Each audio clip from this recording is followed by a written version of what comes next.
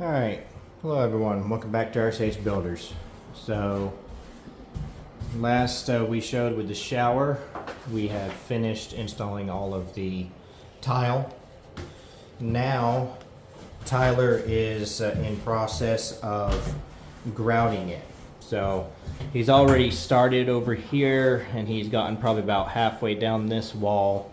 He's actually done the back wall. There's just not really a lot to see with him doing it, so especially that back wall might kind of get a little bit of him doing these side walls, but especially with the back wall, it's like his back's in the way, can't really see what he's doing at all. But the grout that is being used, it's called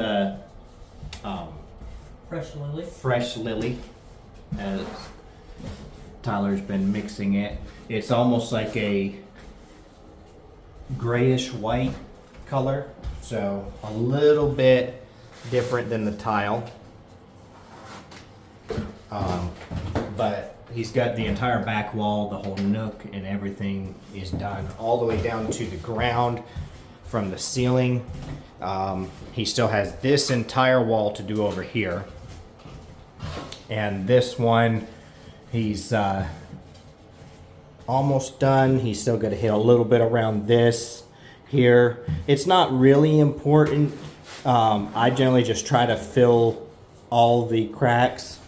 Most people would probably not even worry about it because the plate's going to come and cover everything about here. But if you fill it, it just leaves less ability for water to get through places and everywhere. But stuff you gotta watch for is like there's little tiny bits, and you can generally, while it's still wet, you can simply rub it like this with your finger even, and that will fill that little bitty pinhole that may be created from air bubbles. If you wait a long time, then it's much more difficult. But the process is you're gonna mix this. Now this is more the consistency of peanut butter. So I've said lots of times that you're gonna want your mixture to be thicker than peanut butter basically. But for the thin set, it will be very close to peanut butter. Names grout. Grout, yes. Thin set's what you use to put it in the wall. The reason being is because this grout will rather set up kind of quickly. Grout usually sets up a lot faster than like the thin set or other mortar. And so you want to wash it while you're going through the process. You don't want to wait super long in between the wash. You're probably going to do an area roughly about, so you can see up there, down through. So it just depends on how much you're, and as you do it, you'll find how much you're able to clean quickly. Because if you wait too long, it gets difficult to wash. But while you're washing it, you're going to want to use definitely a good clean sponge and very clean water, because you don't want to get any debris inside the grout. That's one of the other things, is making sure that before you even get started, that there's a spot right here. There's a hole. So you're gonna, but is that you want to make sure that while you're not adding little debris to it, you want to make sure that your tile is very clean before you get started, so you're not moving that around either. So, but you're going to scrub it. It's going to, if you're using the sponge, nice rounded sponge, it's going to create a nice little divot, which should match with the tile, the way the tile is designed. So it's just basically putting it in and scrubbing it clean. And with doing this, you're going to be using a rubber. It's like a rubber trowel as opposed to a metal one. It just has a lot more sponge effect to it, which like just as you're trying to basically just press it into, or do it this way, whatever, but pressing that grout into grooves, because you don't want it to be just a tiny bit on the surface. You want to actually get that all the way in there, so there's a solid backing to it, and it's not going to end up just falling out the first time somebody taps on a tile. You want to really work that in. So, but aside from that, not sure what else to say with it. It's quite messy. But pretty much everything Tyler does is, Yeah. he tries to make sure of that. He finds a way.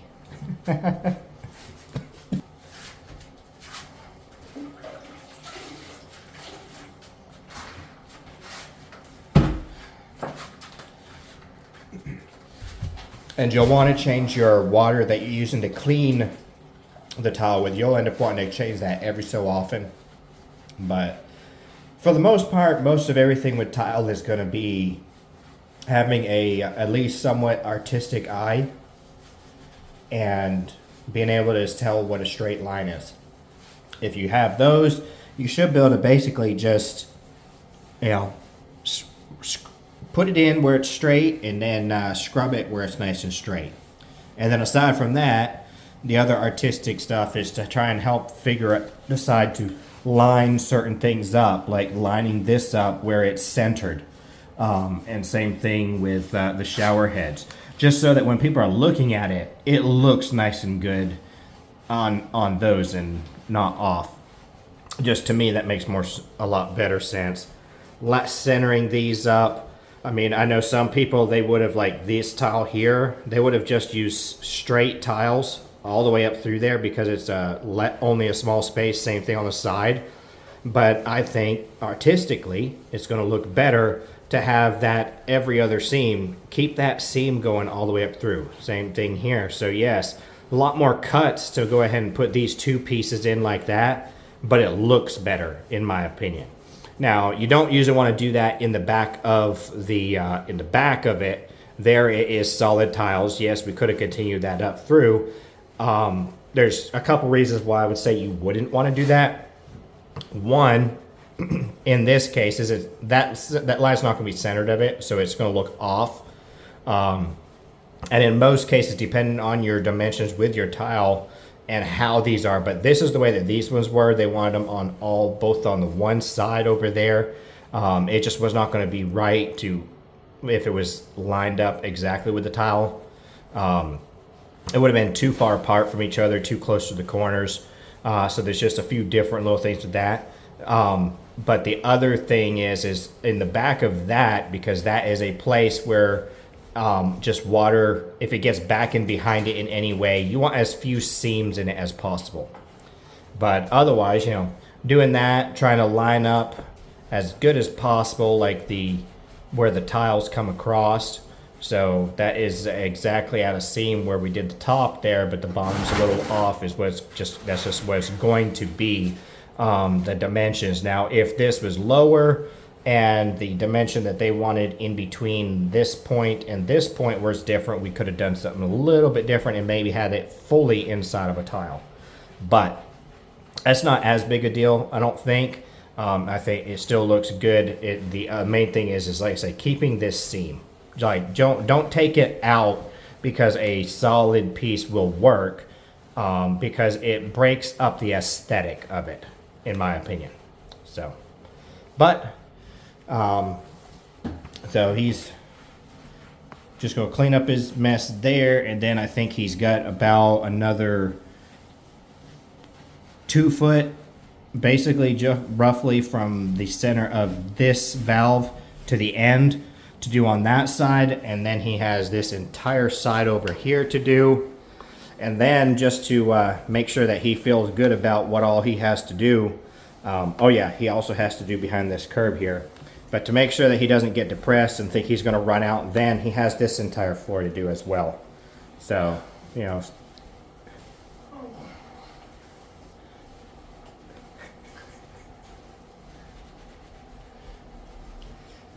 by the time we're done with this, Tyler, the Tile Man, will be glad to change his profession for a little while. Yeah. But that's part of why I like doing what we do, and from things he said, he agrees with me. I like doing tile, but I could not stand to do tile every day. I love building and framing. I could not stand to do it every single day, day in and day out. I like doing tile one day, doing trim another, framing something, going out, digging in a machine. I would not even want to run a backhoe every day, even though that is certainly fun to do. But doing it every single day would get, just to me, monotonous, boring, and I like changing up what I'm doing. Plus, that's a lot of sitting down, and most people may not realize how much wear and tear running a backhoe actually does to your body, because there's no shocks. The whole thing is just jostling around. You don't even notice until when you get out of it at the end of a whole day, just how many muscles you didn't realize you were using just to maintain your position on the equipment while it is, just bouncing around. I'll probably go ahead and get a shot of the whole shower grouted, the walls and the floor when he's done, and then we'll also get the floor done, which will be a big reveal there. It's just everything finished with the tile. So other than that, like I said, I'll put that at the end of the video. But aside from that, hope y'all enjoyed watching. Like, subscribe, and we'll see you the next time. Alright, so we got the tile all grouted, both out here. I used a fresh lily, I believe is the color, which is almost like a slightly grayish white. We've got the toilet in.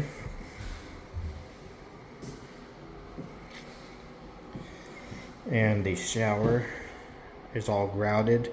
The grout for the black tile is charcoal, which is slightly gray, not quite completely black. The drain in, which is also black, of course. And then we got our tile on the walls, which again is the fresh lily, which is a slightly off white. Against the subway tile, it looks a little less grayish, but it's still slightly gray. So that's basically everything in here, other than just a little cleanup. Got all the walls trim painted, got the lights up and the mirrors, faucets in. Like I say, just gonna do a little bit of cleanup, that's all, and mounting like the towel holders, which will be mounted like right here, and then there's one for this side, and then in the bathroom where the toilet is, we got to hang the wall toilet paper holder on the wall. But other than that, the bathroom is basically done now.